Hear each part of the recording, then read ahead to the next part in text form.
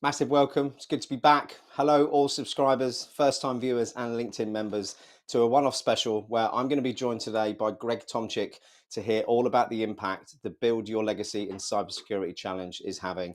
And if you're struggling to gain that entry-level experience, but eager to make a tangible impact on the security landscape of your local community whilst paving the way to becoming your own boss in the cybersecurity services business, this could be just for you. This dynamic international program run by Greg and the team at Valor offers ambitious individuals like yourself the chance to gain invaluable industry experience whilst leaving a lasting mark on your local community. But before we bring Greg on to hear more about it and the success that it's brought so far, and for those new to the channel, I'm your host, Simon Lindstedt, and by sharing stories and best practices over the last few months has led to over 200,000 views here on YouTube. By you, our amazing 11,000 subscribers. Massive thank you for your support. And we mustn't forget, he says, trying to bring up his QR code, where all this has come from, which is the amazing InfoSec Live community with over 6,000 of us now, global members, collaborating with study groups, mentor sessions, and regular networking events to help you raise your game in cyber, no matter what stage you are in your career. And as of yesterday, we have officially been registered as a not-for-profit here in the UK, and we'll be sharing news around what that means for the community very, very soon. But in the meantime, if you'd like to support the wider InfoSec Live community, or indeed just buy me a cheeky decaf coffee, we do have a way you can show your appreciation right here on our YouTube channel with 3 tiers of membership, allowing you to show your support in any way that you can. But whether you join or not, being here and engaging with our content is what really matters. And don't forget, each and every one of our live shows gives you, our audience, the chance to engage with our guests. So make sure you drop any questions you might have in the chat. Okay, time for the show. Let's bring Greg on.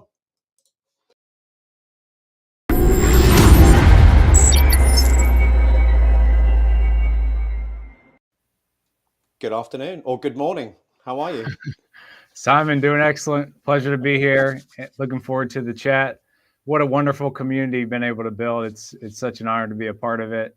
And I hope there's a lot of people here today that want to gain some experience, impact their community, and really build their legacy in cybersecurity. So looking forward to it.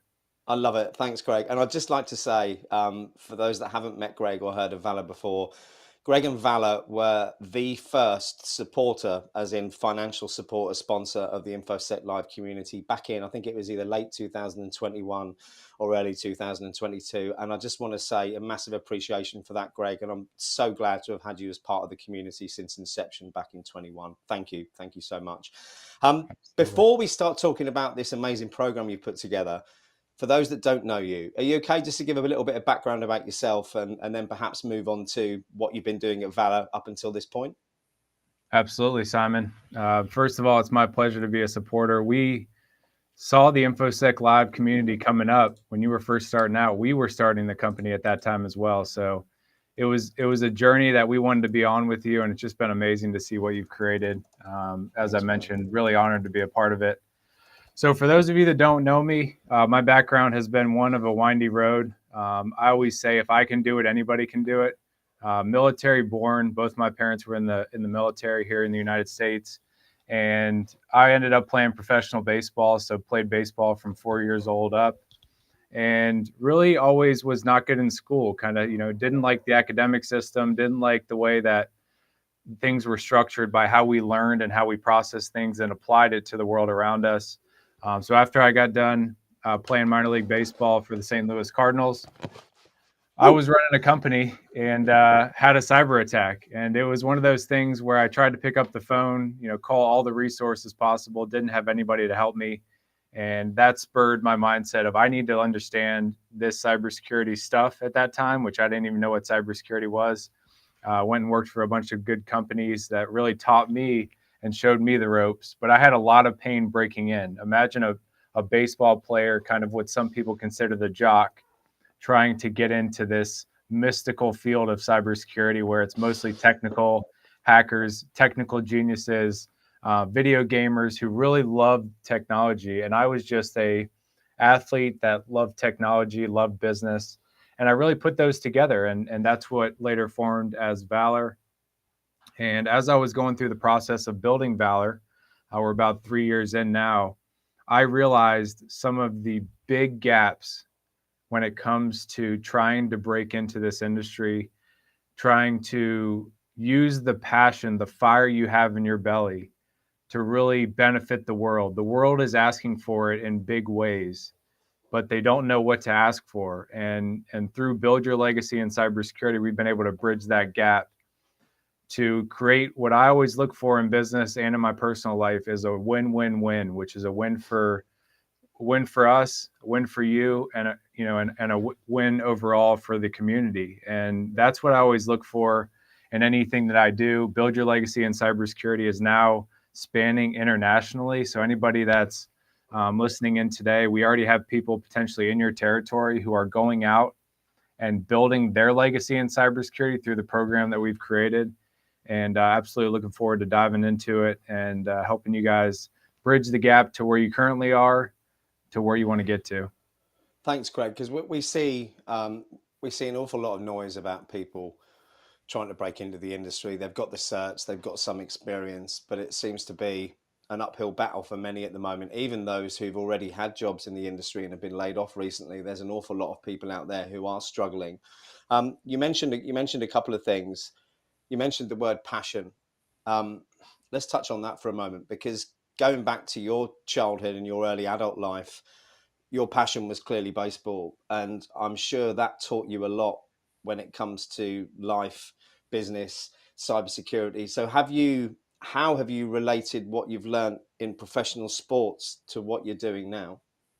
Yeah, it's only recently become extremely clear. What I realized is because I was so passionate about baseball, it helped me push through the hard times. But the biggest thing that held me back at each level was my ability to trust myself.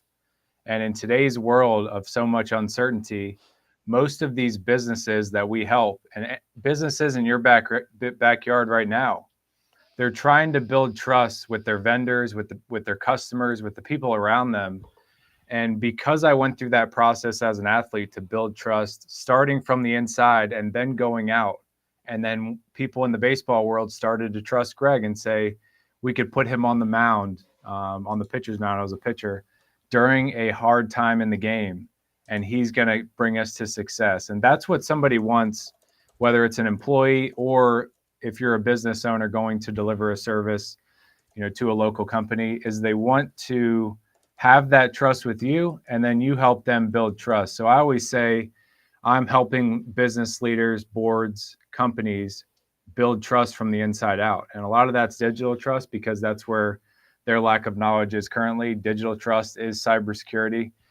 So all of that hard work I've had to do internally through the different ups and downs I went through, both in my baseball career as well as in my business life, have allowed me to go into a room and see where the gap is in the trust that these companies are trying to build, both with employees, with internal folks, as well as the people around them.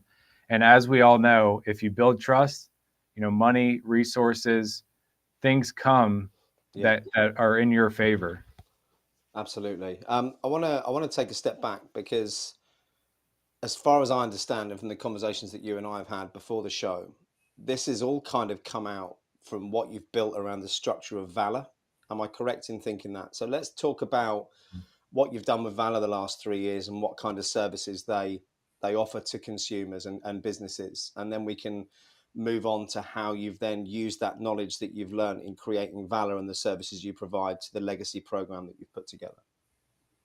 Absolutely. So a lot of our services at Valor are around cybersecurity assessments and advisory. So we basically go in, assess a company, help them find ways to save money, because a lot of times security is looked at as a cost center and it doesn't have ROI. So we help the board, help the executives, the people signing the checks, understand how security is a revenue generating function. And what that does through that assessment is it opens us up to be their strategic partner and advise them through building their security program. So we get to see every piece of the security program: penetration testing, SOC, security operations centers, vulnerability scanning, policy procedure on the GRC side. We get to look across the board.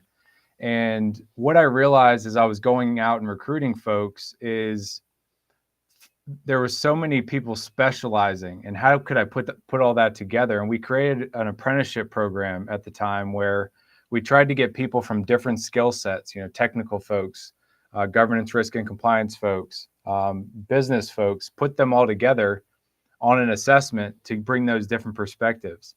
And we kept getting asked, do you have more people like this? And when I went out to the market and said, there's so many passionate folks, but everybody's speaking a different language. So we needed to kind of rewrite the playbook. And that's what we did in Build Your Legacy in Cybersecurity, is we found folks who wanted to both get into companies and be a full-time employee for a company, and folks who wanted to start their own cybersecurity company. And how could we service both of those individuals to help them gain the experience to recession-proof themselves, to, as we say, build your legacy, and get them on a path to build financial freedom through eventually starting their own company? Because we need more cybersecurity companies. We need more experts going out there and knocking on doors in their local community to say, I am the expert you can look to when the bad happens. And that happened in my past. Nobody ever came to me and said, Greg, we're here for you if something happens from a cybersecurity perspective. So we've written a playbook and built a program around that, of a series of videos, step-by-step guides of exactly how to build a cybersecurity company.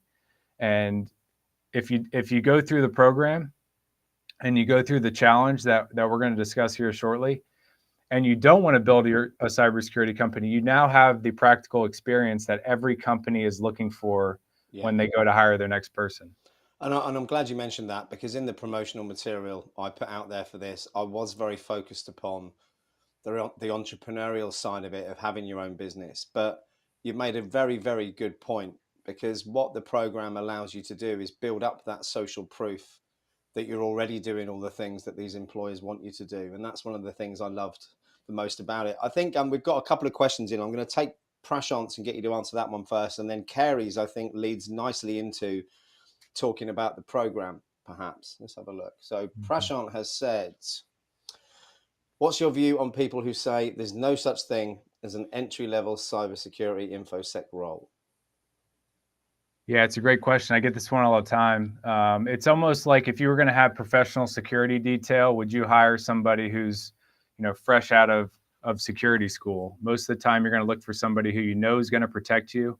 And this is where cybersecurity is currently as an industry, because there's a lack of expertise, knowledge at the level that companies consider qualified. That makes the people who are in those roles, the CISOs, the mid-level managers, the analysts with a couple years of experience, extremely busy. So it's hard for them to train folks. That's what this program initially was intended to do, was get people from the knowledge they need from years 1 to 3, so that they can speak the language, they can put some experience on their resume through our apprenticeship program. And then when a recruiter comes across their resume and has that first interview, they're speaking the language of somebody who's 3 years, 5 years into the industry. And that kind of eliminates that, just getting out of college and getting a job. It just typically does not happen with the current state of the industry. And that's why we need more career development programs like this one, that both give you the knowledge, the language, but also the experience under your belt, by you taking your career by the reins and not expecting somebody to give you that internship or that first 3 years of experience. Brilliant. No, absolutely. We've had another question come in from Diamond. Good to see you here, Diamond. We'll take this one before we move on to Kerry's question, which I think will lead in quite nicely to the program. Do you believe certifications are the only way to show your experience? Absolutely not. Certifications are one way to show your experience, but if you cannot speak to the actual business benefit of that certification or the experience that you get through a program like this, it does not give you the return on investment. The certification is really just to check the box that a recruiter is going to go through, but it is not the full picture. So I encourage folks to map out their security story, is what we call it, where you say, here's where I want to get to, here's the steps I'm going to take to get there. Certifications may be one of those steps, but they are not the whole piece to the pie, as I would say. I completely agree. And Kerry, I'm going to use your question to lead into talking about the program, because I know over the last couple of years you've got your certifications, you've got previous experience, if I remember rightly, of working with computers, but when it comes to breaking into cybersecurity, you've been hitting a bit of a brick wall. And this is what you said here. That's what I'm having a problem with. They say I need experience to get hired, but how can I get that experience without the job? Over to you, Greg, I feel. Yeah, this is the exact pain point that we're providing a solution to here. I've had PhDs and everybody from undergraduate graduates to high school graduates, all the way up, as I mentioned, to PhDs who still can't get that job after years of school, all the certifications in the run of the mill, and they still can't get a job. And the biggest obstacle here is the communication of how you're going to benefit the business. And that's what Build Your Legacy in Cybersecurity really helps you to do. That is the question that was asked to us, 3 to 5 years ago, was how do I get that experience? You're either going to get it through an internship, through a career development program, or somebody's going to take a chance on you. I wouldn't bet the latter there. I would, make sure you're doing everything you can through these types of programs, through apprenticeship type programs like we have, to get experience under your belt, to show what you can do. And then once you're through that door, as I would say, you're in the pool, and then you can swim upstream and do it the right way. The first step is the hardest, as I always say. Once you get that first step and you're in the door, the possibilities are endless. Absolutely. Okay, what else have we got here? Hey, Greg, I've got another question. Do you mind taking these Not questions at all. before we move on? Is that all right? No. Excuse me. Hey, Greg, how can you beat entry levels that require 5 years experience and CISSP? Decal, I don't think you can, is the answer. You probably don't want to work for those companies, would be my comment. Greg, any comments? Yeah, if you see that, I would run away, because they don't even know what they're putting out as the requirements. It makes absolutely no sense, and just shows that they don't understand what the benefit of a passionate expert like yourself can provide to the business if that's what they're putting out as a requirement. So you wouldn't want to work for that company anyway, I would say. Yeah, completely agree. Now, before we move on to talk about the legacy program, if you're brave enough to scan a QR code, there is one there for you to scan to find out a little bit more about it. I'm also going to put a link to it in the description on YouTube. But before Greg starts, for those who are already members of the community, tomorrow you'll notice a new section down the left-hand side of the menu, which will be called Build Your Legacy. If you join that section, there will be more information about this program. And at the end of this session today, we're going to announce a little bit of a giveaway as well. But Greg, I'm going to get you to just talk to everyone in a little bit more detail about how the program works, if that's okay. Absolutely. So it's really an easy step program. We've tried to create a very low barrier to entry. Where it starts is we have 2 free resources that you get access to that will help you gain valuable knowledge as well as experience by going through the exercises we created. It starts by going to this website, and we'll also drop it in the chat here in a moment, but you can get it through the QR code. Once you go through that process, you fill out a survey that basically just qualifies you to be a good fit for this program. Once you're approved and are inputted into the challenge that Simon discussed, you will get access to our top 10 checklist. It's international best practices for what every company, every business, every institution should have from a cybersecurity perspective. We've done this hundreds of times. We've had people with high school degrees, people with PhDs go out in their local community to, Kava or Pret or these different local businesses that are just in your backyard. It could be a family business that, down the street that does shoes, but they have a payment system. And you basically just ask them 10 simple questions about where they stand from a cybersecurity perspective. I guarantee many of these companies have never been asked, but they've always been curious. And once you do that, you go in, you submit it to the community. and we'll make sure you have access to where to submit it. Once you submit 3 of those, it puts your name in a hat to win a free slot in the next class of our program. And that's what we want to do as a thank you for joining us on today's session. We've seen this happen, with hundreds of people, and we've seen people start companies. We've seen people get jobs by the businesses that they go out to. These business owners are giving me calls every day, and they're so happy that somebody came out. They knew they weren't an expert, but that they took 5-10 minutes to just sit down with them as a business owner and say, I know you're concerned about this. I'm going to make sure you know where you stand from a cybersecurity perspective. And oftentimes they will ask, hey, can you help us to improve our cybersecurity? And that person now has a paying job that they never expected. And like the question that was asked earlier by DeCow, that's experience under your belt. That is you servicing a client with your expertise that is now able to be put on a resume, and you just got paid to do something that didn't take you years or a certification to get. It's simply you walking in a door saying, I'm your local cybersecurity expert. I'd love to sit down with you for 5-10 minutes, ask you a few questions. And as a result, we'll let you know where you stand from a cybersecurity perspective and where you can improve. And sorry, let me just jump in before I forget, because you know how bad my memory is.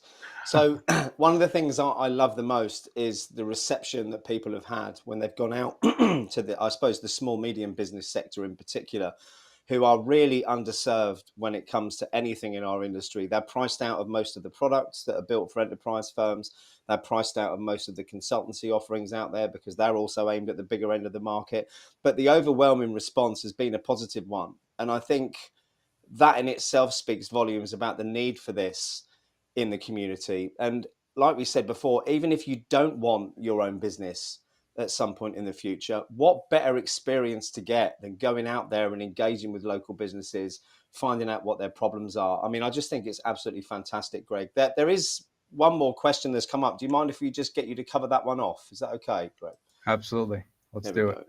And it's Esther, and I know DeCal's interested in the response from this as well. How do you get that internship though once you have that PhD with no hands-on experience? This is a good question. Everyone considers you overqualified for an internship, but they also say you're not qualified for an actual job. Yeah, it's a valuable question. I would take whatever you've done in your PhD and whatever research you've done, and I would submit it to companies. I would say, here's what I've studied. Maybe it's pen testing, maybe it's quantifying risk, whatever that topic is. Companies have a gap in that expertise, which is why you probably did that research. That's what you saw. Yeah. So you have to kind of give a little bit for that person to raise an eyebrow and say, I'm going to give you that internship, apprenticeship type opportunity, which could lead to a full-time job.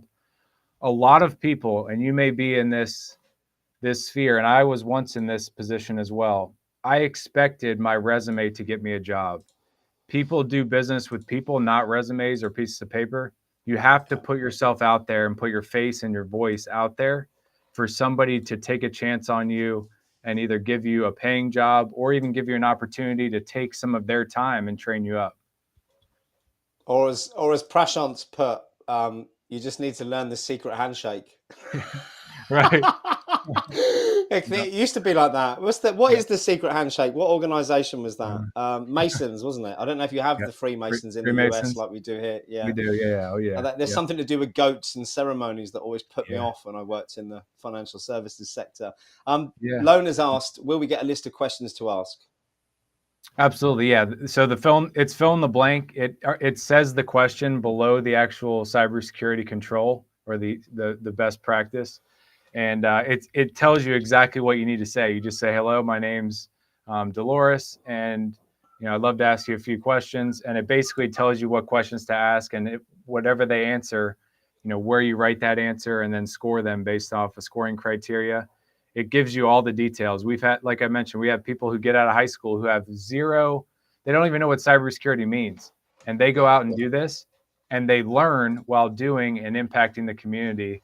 And it's so beneficial for them. It's that win-win-win that I always look for. And it's just amazing. I've had people at the end of this program just grow their passion about cybersecurity leaps and bounds. And it's just so soul warming and so heartwarming for me to be able to facilitate something like that, because we are most qualified, I always say this, to serve ourselves 5, 10 years ago.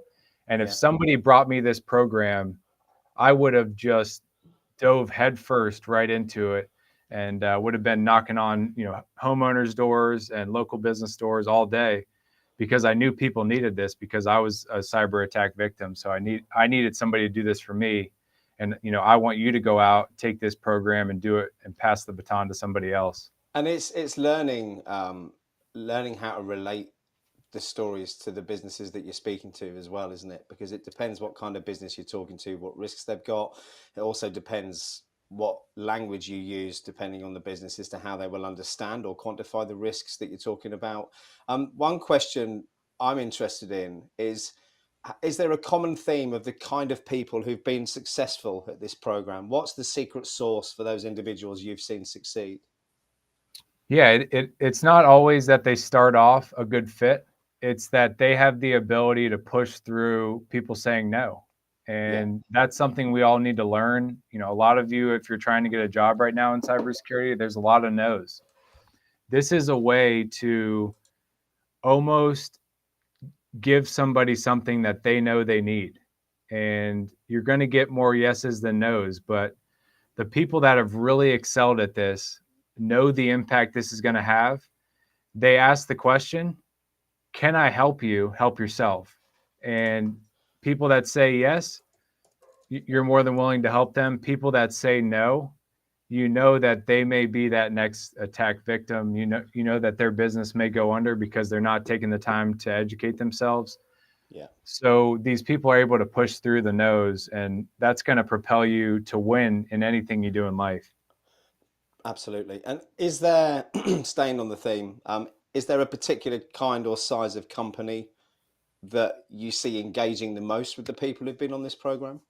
Or is it just a Yeah. different across the board? I've been very surprised at what companies actually were very receptive to this. We're seeing a lot of restaurants, and we're seeing a lot of law firms, because Yeah. law firms know the legal risk, but they don't have full-time cybersecurity And people. they So, yeah, understand risk. Yeah, yeah. absolutely. And I don't know if you've had any success or if the market is the same here in the UK, but we've got a very buoyant financial services market with smaller companies providing services to individuals. So companies are between 1 to 20 employees, who they might not handle client money, but they definitely handle client data, and they deal with people's mortgages, they deal with loans, they deal with investments, they deal with pensions. Again, these people haven't been terribly well looked after in the cybersecurity space, down to budget and expense. So I think for me, if I was going to go out there knocking on doors, which I'm half tempted to do to get some fresh air, really, I think I'd target those smaller regulated financial services companies who perhaps they're very aware of the risks, but no one spoke to them before about it. And you mentioned that. I don't know if it was on this call or whether it was on one we had before, but the amount of people who replied saying, thanks so much. No one's come to talk to us about this before. And that's quite a sad state of affairs for the industry, isn't it? Yeah, I mean, these companies have to chase the money, and it's a more educational path to get these smaller businesses educated to the point where they see the value of spending the money. Everybody wants a return on investment. We've really focused since the beginning of starting Valor to bring those enterprise, and a lot of people say this, but bring those enterprise capabilities and knowledge that we gained to local small businesses. And we've just been able to spider it with a program like this to touch every business in our local community. And like I said, I want to reiterate what I said at the beginning. I get calls every single day, and it lights me up to get these calls from local Mexican restaurants, or the local Indian restaurant on the corner that says, Greg, your company came out and this person was enjoyable to talk to. I'm so glad you came out. Just in the 5, 10 minutes we spent together, I learned so much about cybersecurity. I could feel the Amazing. passion of this person. And I mean, that's what makes doing business worth every bit of it. Oh, absolutely. Random one, and I can't mention who this comment is aimed at, but someone in the chat, I sent them a direct message on InfoSec Live yesterday about a CISO role here in the UK. So if you haven't checked your messages, check that, because I might have something of interest for you. Back to the questions. Rachel Hale has asked, does this cover all roles? I'm not quite sure whether I've missed the context of that because I only saw the question come in now and it was relating to something Greg said before. So Rachel, if you're still watching, if you could just drop in some clarification around what you mean by that. Do you mean the program, or I appreciate it. Lona, apologise you were late. Don't apologise for being late. You can watch this on the replay. We appreciate you tuning in. How do we obtain the information? Well, that's a very good question, and one that we haven't got an answer for until tomorrow. So I'm showing you this because as of tomorrow, let me get rid of this QR code so people can see. Here we go. As of tomorrow, let me get on the right screen. There will be a new section on the left-hand side here called Build Your Legacy Program. Within that section, I'll get it done tonight after I've had my dinner. In that section, there'll be more information about the program. And I suppose this, and also the questions that you need to be considered, and also instructions on what you need to do to be entered into the competition that we haven't actually spoke about yet, Greg, I don't think, have we? So yes, this is a paid program because it is labor intensive and there's a ton of value in it. But Greg has very kindly offered to do two things. One is we're going to choose on merit the best of the people who go through the application process, and they are going to get free access to this. It's a 12-week program, isn't it, Greg? Am I right in thinking? Yeah, free access to this 12-week program. And for anyone else in the future who decides to pay and go onto this program, which I highly recommend, the InfoSec Live community, which has just been registered as a not-for-profit, Greg will be giving a portion of the profits from that to the community as a give back. So thank you for that, Greg, and thank you for anyone in the community who engages. Any more questions before we wrap up? Because I know that we're over time a little bit. Yeah, let me answer Rachel's real quick. I think I know what she's Please. There we mentioning. go. She's So there. Yeah. does it cover all roles? So I mentioned this at the beginning. Our assessments cover every area of the cybersecurity program. So you're going to be able to be exposed to the technical sides, the policy procedure sides, the governance. It's going to make you a more well-rounded professional. But this is what companies need. They don't necessarily always need specialists. They need somebody who can specialize in different things, but kind of understands the whole program. Think of what like a chief information security officer would typically do. They need more people with that mindset. And whether you get shoehorned into a SOC analyst role or a pen tester, this full range holistic knowledge is really going to benefit you for where your career is headed, not just what your next step is. Awesome. Thank you, Greg. We're pretty much out of time. So any final thoughts or words of encouragement for our audience before we wrap things up? Yeah, we'd love to see your name in the challenge. This is going to be a challenge of doing. You're going to be able to go out, learn something new, impact your community. If you go ahead and do that and submit, as I mentioned, 3 questionnaires from local businesses in your backyard, you get put your name's in a hat, and we'd love to select you to be a part of this program that already has classes running. So you're going to be able to be a part of a exclusive InfoSec Live community that's going to open up this education that we've gained over the last 5-10 years. You're going to learn from all of the people who have already done it. And that's going to be both career coaching, the opportunity to start a company, to build your unique legacy in cybersecurity. I'm extremely excited to see you in there. And thanks so much for joining.